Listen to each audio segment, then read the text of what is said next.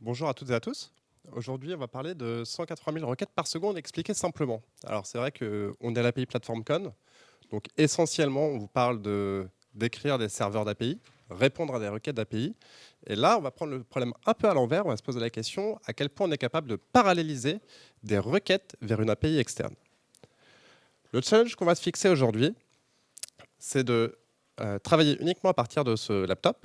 Et je vais vous raconter comment on est capable de paralléliser un maximum de requêtes euh, euh, pour pouvoir atteindre ces 180 000 requêtes par seconde. C'est un vrai cas que j'ai rencontré pour un client. On a besoin d'émettre des push notifications, c'est celles qu'on reçoit sur son mobile avec les alertes info, par exemple. Et on a besoin d'avoir la capacité maximum qui était demandée, c'est 350 000 requêtes par seconde. 350 000 notifications par seconde qui partent. Évidemment, l'objectif, c'est d'être le premier sur l'info et de pouvoir avertir ses utilisateurs les premiers lorsqu'on a une information importante qui vient de tomber. Je m'appelle Xavier Leun, je suis fondateur d'une société qui s'appelle Alketech, où je travaille sur le futur de l'analytics. Je vous ai mis des infos, je vous ai remis ma tronche en grand, ça, si jamais vous ne la voyez pas bien, vous l'avez bien. Et j'ai environ 18 ans d'expérience en PHP. Les conditions du test. On va interroger un serveur distant. On va travailler avec PHP 8.4 et on a essayé de tuner au maximum la partie serveur et aussi la partie kernel de notre client. Évidemment, la première des choses qu'on fait quand on attaque un projet comme ça, on va faire des requêtes HTTP. Je veux dire, pour un dev PHP, c'est quand même pas très exceptionnel de faire des requêtes, d'appeler des requêtes. Donc, on se dit, est-ce qu'il y a des trucs qui existent, qui vont pouvoir répondre à mon besoin facilement? Les premiers noms qui nous viennent facilement en tête, ça va être Guzzle ou Symfony HTTP Client, par exemple. Euh, et c'est des solutions qui sont globalement hyper solides. Toutes les deux supportent le fait de pouvoir faire des requêtes parallèles et donc de pouvoir scaler, on va dire, pas mal.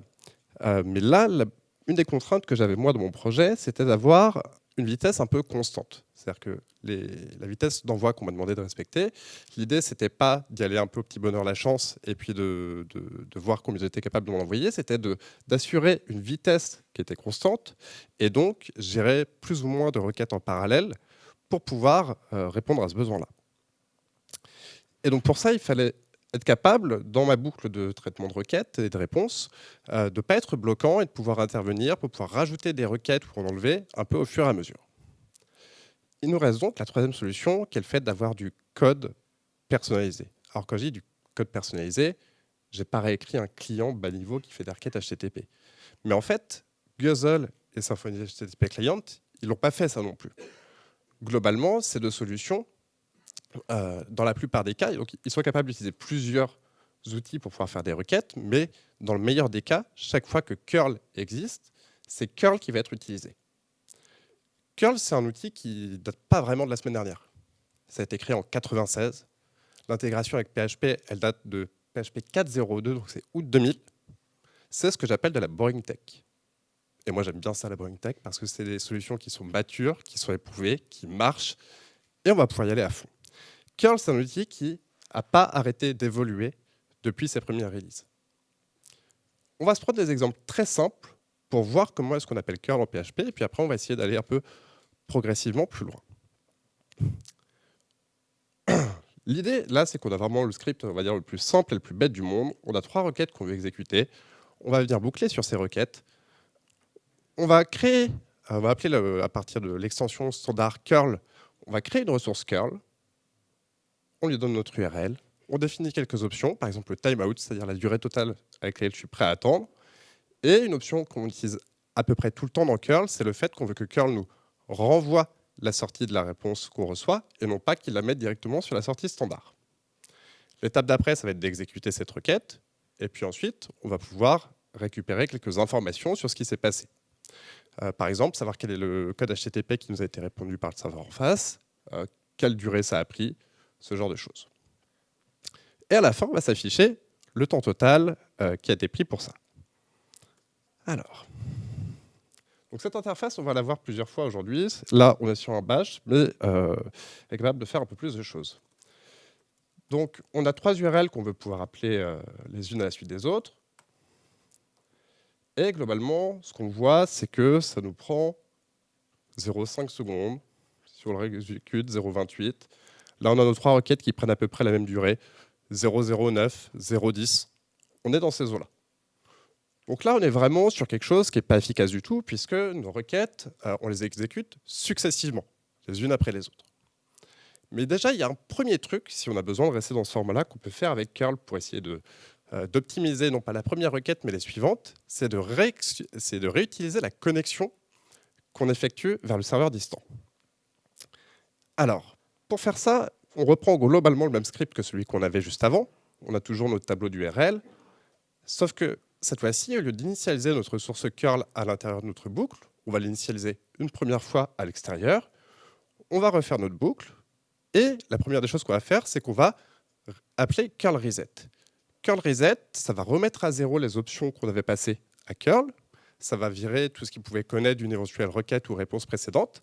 Par contre, c'est hyper intéressant parce que ça n'influe pas sur les ressources externes qui sont exploitées par libcurl, et notamment sur la connexion, sur les connexions qui peuvent être encore actives vers des serveurs distants, mais également sur la résolution DNS qui peut avoir été effectuée par curl pour pouvoir savoir quel serveur appeler.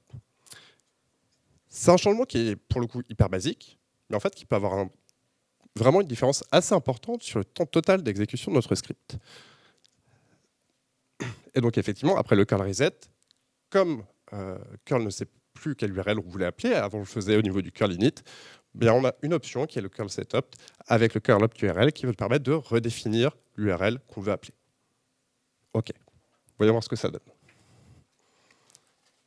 Donc toujours la même interface. Là, ce qui va être intéressant, c'est que donc on voit que le temps d'exécution global, il a vachement baissé. On est passé de 0,27, 0,30 à environ 0,15. Ce qu'on voit surtout, et moi ce que je trouve assez intéressant, c'est qu'on voit que le temps de la première requête est à peu près de 0,09. Par contre, les requêtes suivantes sont vachement plus rapides. Là, on a un effet concret du fait que curl a réutilisé une connexion existante vers un serveur distant et n'a pas eu besoin de les rétablir à chaque fois. Et donc, on voit que les requêtes ultérieures en bénéficient. OK, c'est intéressant, on se met ça un peu dans notre boîte à outils. Mais si on veut pouvoir faire 180 000 requêtes par seconde simultanées, si on les fait les unes à la suite des autres, il y a moyen que ce soit vite compliqué. Ou alors, il faut que le serveur en face il réponde vraiment très, très, très vite. Et je n'ai pas les moyens de m'offrir ce genre de serveur. Donc, il y a une autre solution, je vous en ai parlé un petit peu tout à l'heure avec Guzzle, avec Symfony HTTP Client. Curl nous permet de faire des requêtes en parallèle. Alors, comment ça va se passer? Pour faire des requêtes en parallèle, la première des choses qu'on va devoir faire avec curl, c'est d'initialiser un gestionnaire pour ces requêtes multiples. D'accord? Ça va être une ressource qui va rester fixe et sur laquelle on va venir petit à petit, à chaque fois qu'on veut faire une nouvelle requête, on crée, comme on le faisait tout à l'heure, notre ressource curl, on définit exactement les mêmes options que tout à l'heure, et simplement, on va les ajouter à notre gestionnaire multiple. L'étape suivante, ça va être de venir exécuter ces requêtes et d'attendre qu'il se passe quelque chose avec le curl multiselect, qui est une petite routine proposée par curl pour attendre l'exécution de toutes nos requêtes avant de passer à la suite. D'accord? En gros, on va vider la file de requêtes et avoir toutes les réponses. Et donc, dans l'exemple que je prends ici, on réitère sur nos ressources curl, et puis on va pouvoir aller regarder les réponses qui nous ont été renvoyées petit à petit. D'accord? On fait un peu de nettoyage, et on fait le nettoyage du curl multi. Ça, c'est le principe un peu général. Donc, ce que ça nous donne,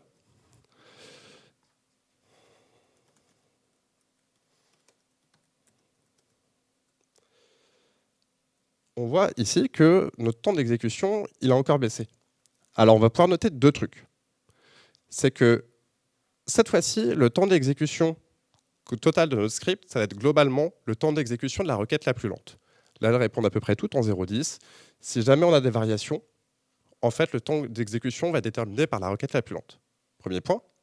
Deuxième point, on voit que là, on a perdu l'optimisation qu'on avait au cycle précédent. On établit des nouvelles connexions systématiquement pour ces requêtes.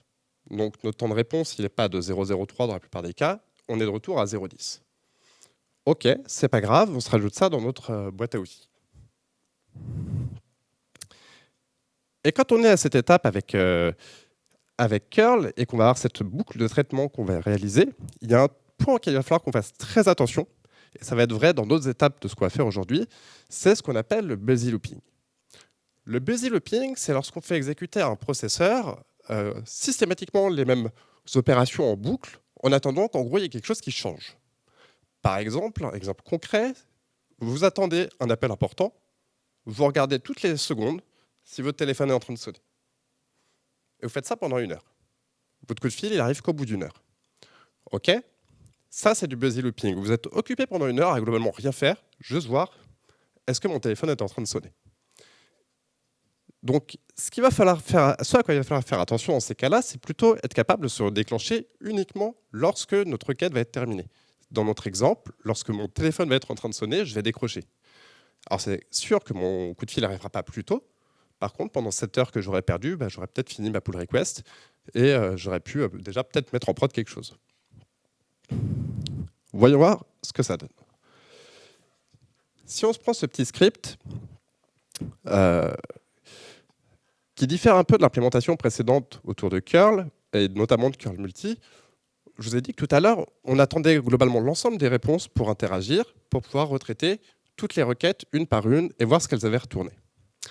Dans un cas comme celui auquel on fait face aujourd'hui, on va plutôt essayer de réagir à chaque fois qu'on obtient des réponses de la part des serveurs en face, être capable d'agir dessus, et par exemple pouvoir relancer des requêtes si on n'a pas encore atteint le nombre de requêtes total qu'on voulait faire. Donc pour ça, on continue de faire notre curl multi-exec, on va le mettre dans une boucle. Tant que curl nous dit qu'il a besoin de continuer de traiter les choses, on continue d'appeler le curl multi-exec. Et puis on va venir appeler curl multi-info-read pour pouvoir lire des réponses de la part de curl. Quand curl multi-info-read nous renvoie autre chose que false, ça veut dire qu'il a reçu des réponses qu'on est prêt à traiter. OK, on va rentrer dedans. On va pouvoir venir faire finalement le même traitement que tout à l'heure, c'est-à-dire venir faire le nettoyage de notre handler curl multi. Et on va pouvoir, par exemple, recréer une nouvelle ressource curl pour pouvoir relancer une autre requête immédiatement. Ce qui va nous permettre de les enchaîner extrêmement vite et non pas de se faire des paquets, par exemple, de 500 qu'on va envoyer, attendre les 500 relancer 500 nouvelles. Et tout ça, on va le faire tant que curl nous dit qu'il y a des requêtes qu'il n'a pas encore terminé de traiter. D'accord? Ça, c'est grâce à la partie curl multi-exec tout en haut. On lui passe un nom de variable, c'est passé par référence, et lui va nous dire le nombre de requêtes qu'il est encore en train de traiter. Et là, ce script-là, celui qu'on a sous les yeux, son problème, c'est qu'il implémente une forme de busy looping. En continu, on va appeler curl pour aller récupérer et lire des réponses, même s'il n'y a pas de réponse et même si le curl multi-info-read va venir nous répondre false en permanence. Très concrètement, si on a un script qui est capable de mesurer le temps processeur passé, alors,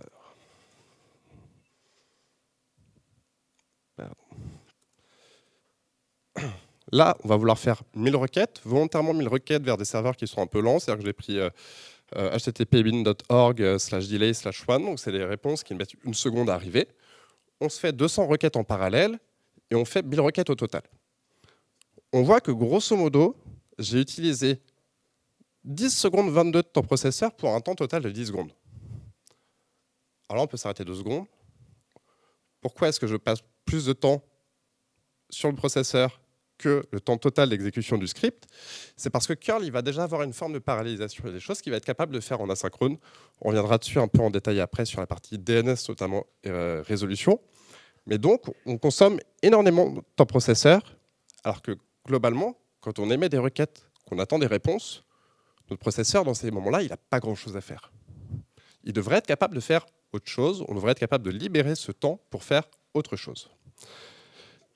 Curl, il nous permet de le faire hyper simplement avec cette fonction qui est curl multiselect.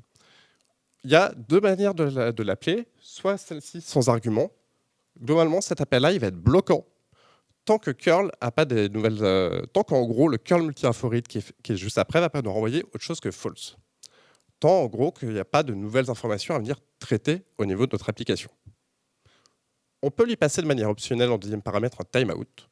Ce timeout, par exemple, il va nous permettre d'être capable de dire OK, je vais aller attendre 100 millisecondes, 200 millisecondes, 300 millisecondes. Par contre, moi, j'ai aussi d'autres choses à faire que de lire mes requêtes curl. Donc, en fait, j'ai besoin que tu me rendes la main à mon script à un moment donné pour que je puisse faire ces choses-là en plus. Et donc, très concrètement, si on reprend exactement le même script, mais qu'on fait appel au curl multiselect, oula. Alors, je ne sais pas pourquoi d'un coup c'est beaucoup plus rapide, mais c'est pas tant l'objectif du truc. Mais ce qu'on va voir, c'est que le temps processeur qui est utilisé, lui, il a vachement baissé, et notamment le nombre d'itérations dans mes boucles imbriquées qui ont été faites, il est passé d'environ 119 000 itérations à 150. Donc en fait, on voit qu'on a passé beaucoup moins de temps à juste faire des do-while, en gros do-while false, retournant ma boucle. Cette fois-ci, on a libéré notre processeur pour qu'il puisse faire autre chose pendant ce temps-là. Par exemple, on a laissé de la place à notre kernel pour pouvoir traiter les IO qu'on était en train d'effectuer. OK, très bien. Donc là, on commence à avoir, si on prend un peu notre boîte à outils, on commence à avoir notre curl multi qui va nous permettre de gérer des requêtes en parallèle. On va être capable de gérer à peu près ça correctement pour pouvoir les recréer les unes à la suite des autres. OK, très bien. Il y a quand même un point auquel il va falloir qu'on fasse relativement attention, c'est l'établissement des connexions. Je vous ai dit tout à l'heure, l'établissement des connexions nous prenait un peu de temps. Concrètement, on peut se prendre assez rapidement un mur de connexion. Quand on veut établir une connexion, et on va rentrer un peu dans le détail après, ça prend de la ressource. Ça prend de la ressource au niveau de notre poste client, ça prend de la ressource au niveau du serveur. Donc, si on arrive d'un coup à vouloir établir 2000, 4000, 6000 ou 8000 connexions simultanément, c'est là qu'on va se retrouver dans des cas où on va avoir des requêtes qui vont se terminer dans un mur et où les connexions ne seront jamais établies. Pourquoi? Quand on émet une requête avec curl en PHP, on part de la partie en haut à gauche, PHP lib curl, donc PHP appelle la lib curl à travers l'extension, la librairie. Ça descend jusqu'au kernel via un appel système de la fonction socket. Le kernel va nous attribuer un port source éphémère, va nous faire un file descriptor qui nous permet de gérer les IO. File descriptor, parce que globalement, tout est à peu près un fichier d'une manière ou d'une autre dans Linux. Ça va descendre sur un stack TCP/IP. Ça va descendre au niveau de notre interface réseau, Ethernet, Wi-Fi, ce que vous voulez. On va ressortir sur Internet, on va se connecter au serveur en face. Si on zoome sur la partie stack TCP/IP, qu'est-ce qui va se passer? On a notre client qui est à gauche, on a notre serveur qui est à droite. Notre serveur, il va avoir un backlog de connexion qu'il va établir. Quand on veut se connecter à un serveur avec du TCP/IP, ça se passe en 3 étapes. Première étape, notre client va envoyer un paquet SYN au serveur. Le serveur va pouvoir le mettre dans sa queue, va le traiter et va renvoyer un paquet SYN-ACK au client. Étape suivante, le client, une fois qu'il a reçu ça, il va renvoyer un paquet ACK, qui veut dire c'est bon, j'ai compris, et d'autres serveurs web va pouvoir venir accepter cette connexion. On libère un slot dans la queue. C'est un peu le même principe que quand on décroche son téléphone, on dit « Allô, ça va, tu m'entends ?»« Oui, je t'entends. Et toi, tu m'entends ?»« Oui, c'est bon, je t'entends bien. » Et là, vous commencez à discuter. Le principe de l'établissement de la connexion TCP, c'est exactement le même. On va vérifier que la communication passe, et ensuite, on va passer l'information et la connexion à une application de plus haut niveau qui va commencer à en faire des choses et va faire transiter de l'information utile dessus. Et quand je vous disais qu'on pouvait se prendre un mur de connexion, qu'est-ce qui se passe lorsque notre backlog est plein? On a toujours notre client qui va envoyer un paquet SYN, sauf que ce paquet SYN, il va arriver nulle part. Le serveur ne va jamais le traiter et le serveur ne va jamais y répondre. C'est pour ça qu'on se prend des timeouts sur des serveurs, lorsqu'on essaie de faire beaucoup de questions, lorsqu'on a un serveur qui est surchargé, on va avoir des requêtes qui vont échouer au bout d'une durée de 5, 10, 15 secondes suivant les cas. C'est tout simplement parce que le serveur n'aura jamais répondu à l'établissement de cette connexion TCP. Donc, il va falloir qu'on soit particulièrement vigilant sur l'établissement de nos connexions et notamment qu'on essaie de les faire un peu progressivement. Pour ça, on va se faire une petite algo hyper simple. On va se dire qu'on est d'accord pour effectuer, on va dire, 50 nouvelles requêtes en parallèle. Qu'on fait ça que là, c'est la première fois qu'on va commencer à le faire. On va compter combien de fois on est passé dans cet algo. Si on a besoin d'établir des nouvelles requêtes, c'est-à-dire si on n'est pas au max de ce qu'on s'est défini comme limite haute pour nos requêtes en parallèle, et si notre script n'est pas en pause, eh ben, on va prendre notre chiffre de 50, défini arbitrairement ici. Ça va dépendre très concrètement de ce que vous essayez de faire et des serveurs que vous avez en face. Et plus on va avancer dans le script, plus on va être d'accord pour pouvoir monter ce chiffre au fur et à mesure. On va voir après pourquoi. D'accord ? C'est pas à chaque fois je suis d'accord pour créer 50 nouvelles connexions. Ici, au fur et à mesure, on va être d'accord pour créer de plus en plus de nouvelles connexions simultanément. Et on parle de connexions, mais en réalité, je devrais parler uniquement de requêtes. Puisque si on parle de HTTP1 et on va parler un peu des normes HTTP, en fonction de la norme HTTP que vous utilisez, vous allez avoir soit une correspondance entre le nombre de connexions et le nombre de requêtes que vous allez faire, soit vous allez avoir une décorrélation entre les deux qui va s'opérer. Et c'est là où il y a plein de choses intéressantes qui vont pouvoir se faire. Et donc, on recrée, voilà, on rentre dans le boucle, on a déterminé notre petit nombre magique pour savoir combien de requêtes on allait pouvoir émettre, et puis on crée notre handle curl comme on le faisait tout à l'heure. OK. Si on fait un petit focus sur...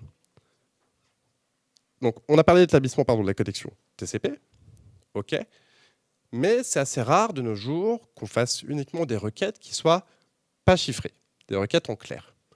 Depuis globalement 7-8 ans, à peu près tout le trafic est toujours chiffré. Chiffré, c'est-à-dire on appelle du HTTPS et non pas du HTTP en matière de protocole. Qu'est-ce qui se passe quand on fait une connexion HTTPS ou une connexion classique? Là aussi, on a un peu de temps et là aussi, ça peut en faire perdre. L'établissement de la connexion TLS, ça se fait juste après la partie TCP/IP.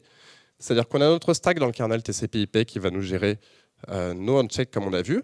Ensuite, on a une négociation qui va se faire en 3 étapes entre le client et le serveur où ils vont se mettre d'accord sur les versions des protocoles, sur les versions des algos qu'ils vont pouvoir utiliser, où le serveur va renvoyer son certificat, les clés de chiffrement qui vont être utilisées, et où enfin, on va pouvoir rentrer dans notre requête GET, par exemple. Et notre serveur va pouvoir répondre avec notre homepage.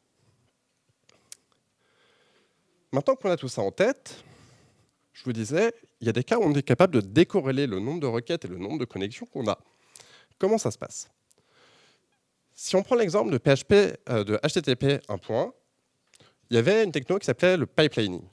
Le pipelining, c'était, je te mets 3 requêtes successivement sur la même connexion, et tu vas devoir me répondre dans le même ordre précis sur la même connexion. J'établis moins de connexions, et je fais 3 requêtes. Problème, si jamais il y avait des petits bugs dans la gestion de la première réponse, globalement, on ne savait pas trop ce qui allait se passer avec les réponses 2 et 3. Ça a marché assez mal. Les navigateurs, du coup, ne l'ont jamais vraiment implémenté. Et c'est là où on a vu plutôt les limites de connexion parallèle être implémentées par les navigateurs vers les mêmes origines. C'est-à-dire ce qu'on faisait il y a quelques années, où en gros, si vous aviez trop d'assets sur le même sous-domaine, les connexions étaient en attente par le navigateur et il fallait mixer différents sous-domaines ou trouver d'autres astuces. Avec HTTP2, on a le multiplexing qui est arrivé. Le multiplexing, c'est vraiment le fait de pouvoir, c'est le même principe de base, on va dire, on veut pouvoir faire transiter plusieurs requêtes dans une même connexion, et cette fois-ci, le serveur va pouvoir nous répondre dans l'ordre qu'il arrange lui. S'il y a une réponse qui est plus rapide à arriver, elle va pouvoir arriver avant la dernière. Et surtout, s'il y a une requête ou une réponse qui pose problème, celle-là va pouvoir être retransmise de manière partielle. OK. Néanmoins, il y a toujours... Donc là, on voit déjà qu'on gagne vachement. On est passé sur une techno qui, globalement, nous permet de gérer réellement plusieurs requêtes sur une seule connexion, ce que HTTP1 ne vous permettait pas vraiment de faire. Il y a un petit point sur lequel je veux insister, c'est HTTP2 peut être utile entre serveurs. On va le voir un peu en détail après, avec des chiffres. On a beaucoup entendu que HTTP2 n'était souvent pas utile entre serveurs. C'était utile qu'au niveau des navigateurs pour pouvoir paralléliser le téléchargement de vos assets, vos fichiers JS, CSS, etc. Là, on va le voir dans notre cas d'usage aujourd'hui. HTTP2, c'est utile entre serveurs dès qu'on veut paralléliser un peu.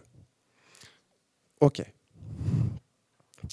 Une fois qu'on a tout ça, il y a globalement un dernier point où les gens se sont dit, donc on voit, on a HTTP 1.1 qui ne permet pas vraiment de paralléliser, HTTP 2 nous permet de régler ce problème-là et d'autres. Et il y a toujours un point qui embêtait pas mal de monde, qui était la gestion de la perte de paquets quand on fait du TCP. Je m'explique. Et c'est là qu'on va voir arriver HTTP 3. En TCP, quand on a différents paquets qui vont transiter, qui vont concerner, dans le cas d'une requête HTTP 2, différentes requêtes, si jamais on a un paquet à la fin du stream 3, donc la troisième réponse, qui est perdue ou corrompue, en TCP, on va devoir retransmettre tous les paquets ultérieurs, y compris ceux qui concernent des réponses qui auraient pu être déjà transmises à l'application, puisqu'elles auraient été, par exemple, complètes. C'est tout simplement parce que TCP, c'est un protocole qu'on considère fiable au niveau de la gestion des paquets. C'est-à-dire, il est là pour transmettre à notre application des paquets qui ont été vérifiés. Il y a une somme de contrôle qui est faite, il y a du temps qui est passé sur ce genre de choses, et l'application, quand elle reçoit un flux d'octets, elle sait qu'il est fiable. À côté de ça, il y a un autre protocole qui existe en parallèle du TCP depuis des années, qui est un protocole qui a le mérite de ne pas avoir le handshake TCP dont on parlait tout à l'heure, c'est la connexion en trois étapes, qui est l'UDP, qui permet des connexions plus rapides et sans avoir cette problématique de backlog. Mais UDP, fondamentalement, un inconvénient principal par rapport à TCP, c'est qu'il n'assure pas l'intégrité des paquets. D'accord ? Si jamais il y a des paquets qui n'arrivent pas, qui sont corrompus, ou ce genre de choses, eh bien dans ces cas-là, votre application, elle va avoir les mêmes problèmes en bout.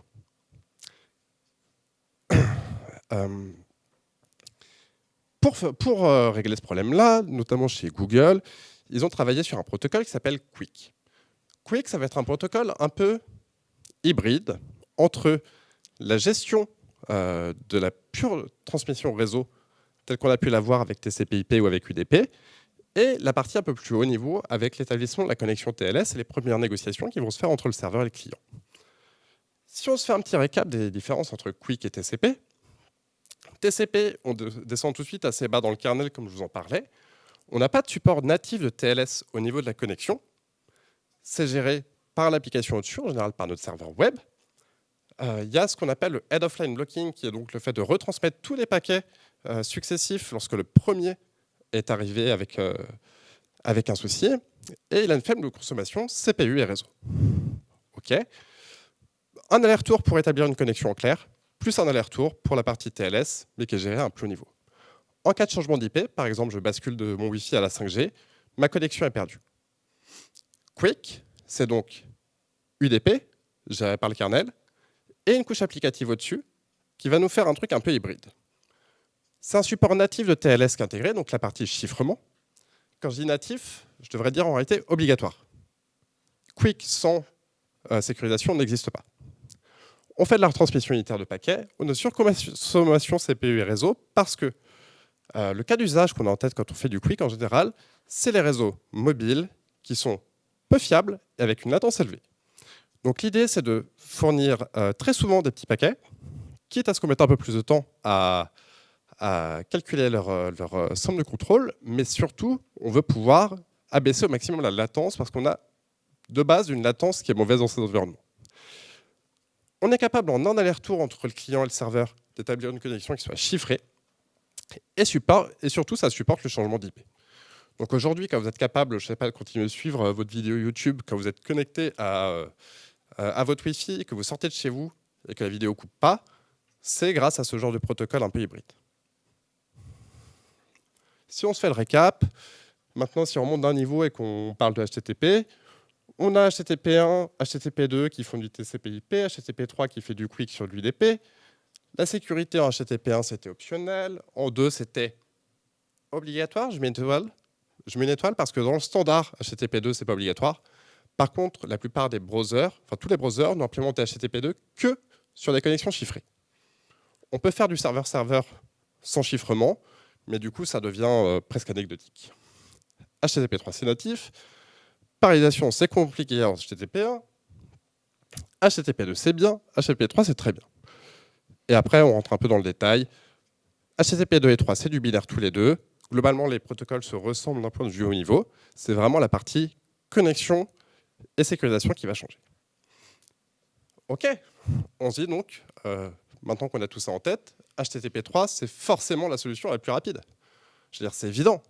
On n'a pas besoin d'en retransmettre des paquets quand ça pose des problèmes. On renvoie, on a une latence plus faible parce qu'on se met à envoyer de l'information plus tôt. On n'a pas ce problème de backlog pour l'établissement de la connexion. C'est top. Pas tout à fait.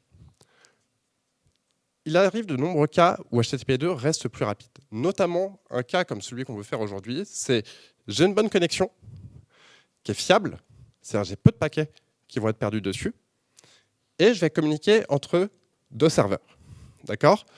En gros, mon point limitant, c'est que moi, je veux limiter ma consommation de CPU parce que je vais déjà en avoir beaucoup à essayer de traiter les requêtes et les réponses, donc j'ai pas envie d'en rajouter encore plus au niveau de du contrôle des paquets. D'accord ? Donc, grosso modo, environnement client, usage mobile, HTTP 3, souvent il va y avoir un gain. Pas obligatoire, mais souvent il va y avoir un gain. HTTP 2, serveur à serveur, connexion hyper fiable, à faible latence, à haut débit, souvent ça va être meilleur. OK. On rajoute un dernier point. L'implémentation de HTTP 3, c'est souvent encore un peu fragile. D'accord ? Ça existe en curl. Ça marche pas aussi bien que l'implémentation de HTTP 2. Les browsers le gèrent parfaitement. Par contre, les serveurs, grosso modo, le gèrent bien. Kadi le supporte parfaitement. Nginx le gère très bien. Apache, je crois que c'est encore en expérimental. Mais pour faire de la requête serveur-serveur en HTTP 3, pour l'instant, c'est encore un peu plus fragile. Regardons un peu ce que ça nous donne. Donc, tout à l'heure, je vous parlais de l'interface. Je vous ai dit qu'on allait la voir un peu beaucoup. Ici, imaginons, donc, on a notre consommation CPU, nos serveurs en haut, la consommation de CPU de notre client en bas, le nombre de requêtes par seconde qu'on est capable d'exécuter et le nombre de connexions réelles qu'on effectue vers notre serveur distant. Ici, on est en HTTP1. On voit que là, on établit énormément de connexions. On a des pics à 3600, 4000 connexions. Et on arrive à sortir péniblement 1100, 1200 requêtes par seconde. OK. Bon, pour aller à 180 000, il va falloir quand même qu'on se remonte un peu les manches parce que là, on part de très très loin. Si on fait le même test en HTTP2, donc là, on démarre, on voit la consommation CPU qui va commencer à monter gentiment sur le client, on voit qu'elle monte sur le serveur, on voit qu'on a beaucoup moins de connexions qui sont ouvertes, environ 750, et on va avoir voilà, 24 000, 31 000, 34 000 requêtes par seconde qui vont être exécutées. Là, on est en HTTP2, on voit le gain immédiat de pouvoir faire le multiplexing des requêtes. Top. HTTP3 maintenant. Et là, c'est là que ça va se corser. Boum. On se prend plein d'erreurs. On a globalement une consommation mémoire qui va pas mal augmenter. On voit qu'on a un taux d'erreur qui est quand même assez important et qu'on a un nombre de requêtes par seconde qui n'atteint pas vraiment les chiffres qu'on avait en HTTP2. Bon, c'est un peu pénible à regarder. On va arrêter ça.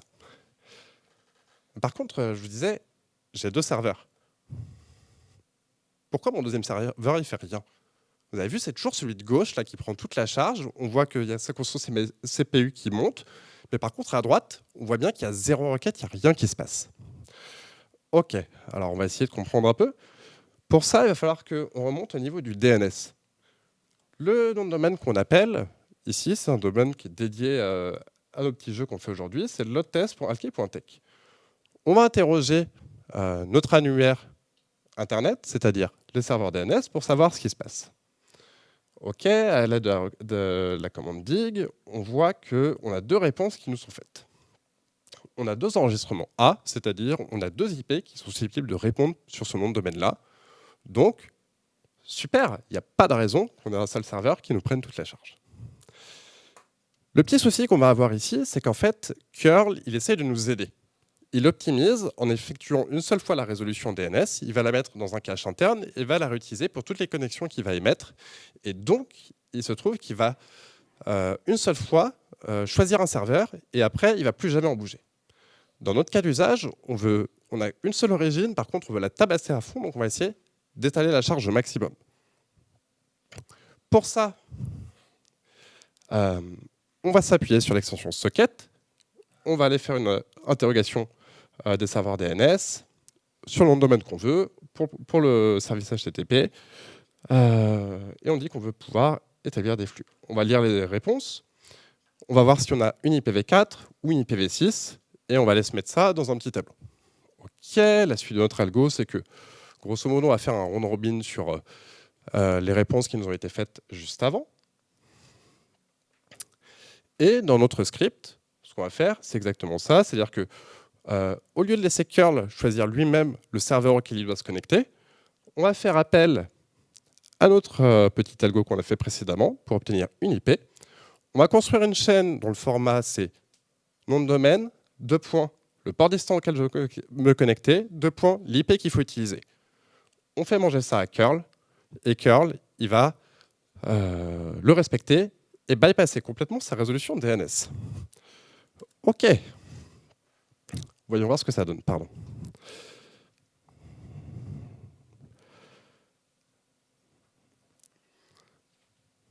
OK, top. Là, on voit que maintenant, il commence à se passer des choses sur les deux serveurs. Super, on n'a pas tellement plus de requêtes par seconde, ce n'était pas l'objectif, mais on voit qu'en tout cas, on est capable de travailler un peu de tous les niveaux. L'étape d'après, si on veut scaler tout ça, si on regarde notre consommation CPU actuellement, on voit qu'il y a la partie avec notre script PHP qui prend un peu de temps, il y a curl qui va s'exécuter, et puis toute la partie qui va être gérée par le kernel, où j'ai mis une ligne un peu arbitraire, le réseau va être susceptible d'être étalé entre tous les cœurs de la machine.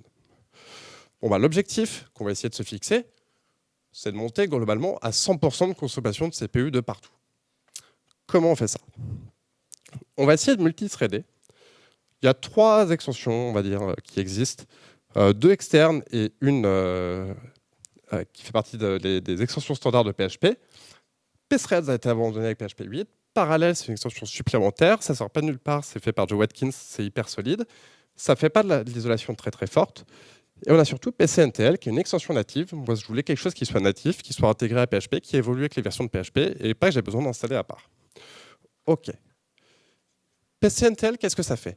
PCNTL, c'est de la Boring Tech à nouveau. D'accord, ça dépend de la libc directement. Donc ça existe depuis à peu près toujours. On a un script dans lequel on définit une variable, par exemple. Et à partir du moment où je vais appeler PCNTL fork, j'ai deux chemins d'exécution de mon script qui vont diverger. C'est-à-dire que mon application va exister maintenant en deux fois. En fonction de la valeur de retour de PCNTL fork, je vais être capable de savoir si je suis dans un nouveau process qui vient d'être créé à l'instant avec une copie complète de mon application, dans laquelle, par exemple, je pourrais venir incrémenter ma variable, ou si j'ai un cas d'erreur qui a été rencontré, ou si je suis sur le thread parent, et donc je peux aussi, par exemple, venir incrémenter cette variable. Qu'est-ce qui va se passer dans ces cas-là? On va avoir nos deux process qui vont avoir au départ une copie de la variable $i qui va être définie à 0, et par contre, chacun va être capable de venir l'incrémenter, et ça vaudra 1 dans les deux cas. OK.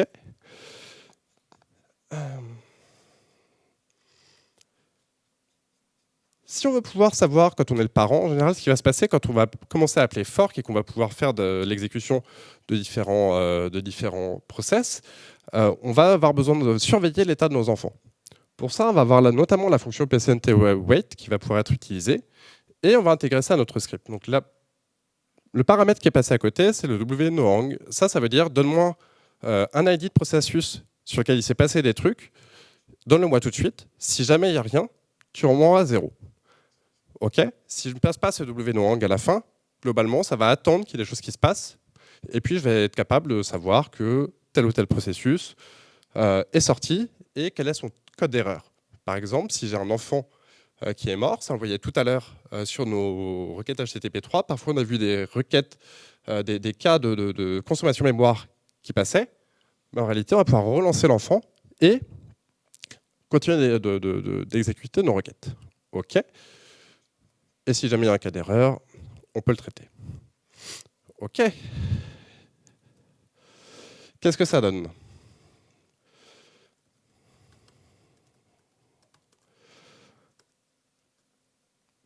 Donc ça, c'est le premier exemple. OK, mon PCNTL fork avec ma variable $i qui est définie à la base. Super. Donc, j'ai des chemins de code qui divergent, j'ai différentes exécutions qui vont se faire en parallèle. Comment est-ce que mes process vont être capables de communiquer entre eux?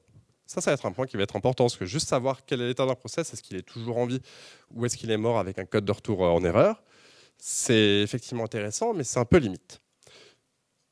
Retour à la boring tech, Schmock, donc là on est vraiment, Schmop, pardon, on est vraiment sur les extensions avec les noms qui sont vraiment les plus intéressants au PHP. Shared Memory Operations, ça va nous permettre de déclarer un espace mémoire partagé entre notre process A et notre process B. C'est hyper simple à utiliser. Faisons une fonction qui va s'exécuter dans le fork. Le fork il va être capable de lire une entrée Schmop, d'accord, donc un espace mémoire qui contient une chaîne, et il va pouvoir voir si la valeur a changé, par exemple. On va se faire ça dans une boucle, et puis on va attendre un peu entre deux tours 50 millisecondes pour éviter de se faire une busy loop comme on le faisait tout à l'heure. Et à côté, on va pouvoir se faire par exemple une fonction qui s'exécute dans le thread principal et qui, elle, va être capable, à nouveau, en attendant un peu toutes les 100 millisecondes, de venir écrire dans un espace mémoire partagé une chaîne, et ensuite notre process principal il va attendre que l'enfant ait fini de travailler. OK ? On détruit cet espace. Si on assemble les deux, qu'est-ce qui se passe? Première chose, quand on veut créer une entrée de mémoire partagée, c'est qu'on a besoin d'un identifiant unique. En général, on utilise ftoc avec le nom du fichier courant et un ID de projet qui est une seule chaîne de caractères. Ça, je ne saurais pas vous expliquer pourquoi ce choix est fait comme ça, mais c'est en général le cas d'usage qui est fait. On crée notre espace mémoire avec une gestion de droit dessus, une taille. On va pouvoir l'initialiser. Et si on reprend notre exemple, on s'exécute dans le fork ou on s'exécute dans le thread principal, on va avoir des traitements qui vont être différenciés. Voyons voir ce que ça donne.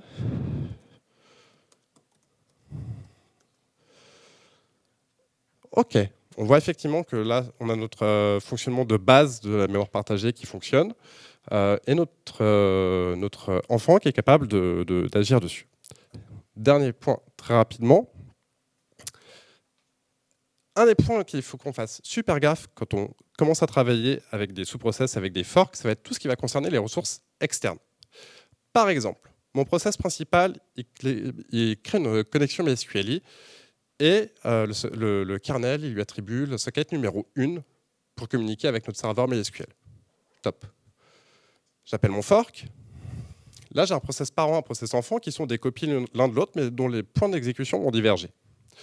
Imaginons que les deux veuillent refaire des requêtes SQL. On va continuer à utiliser la même socket.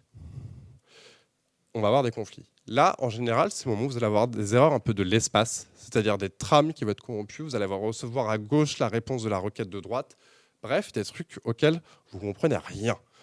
À ce moment-là, votre truc il part en lambeaux. Bon courage.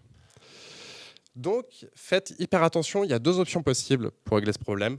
Soit vous ouvrez vos connexions après avoir fait le fork. Et donc, quand je parle de connexion, ça peut être MySQL, Redis, tout ce qui est ouverture de fichiers, tout ça. Soit vous êtes capable de fermer puis de rouvrir vos connexions après avoir fait le fork. Par exemple, avec des méthodes ping, avec des reconnexions. Il y a plein de solutions différentes. Il faut y faire attention. OK. On se met tout ça ensemble. On se met à gérer nos connexions en parallèle sur nos 12 CPU avec HTTP2. Voyons voir ce que ça donne. Donc, je suis désolé, je ne la fais pas en live. Elle est prête à marcher en live, on peut la tenter juste après, mais on est déjà très en retard.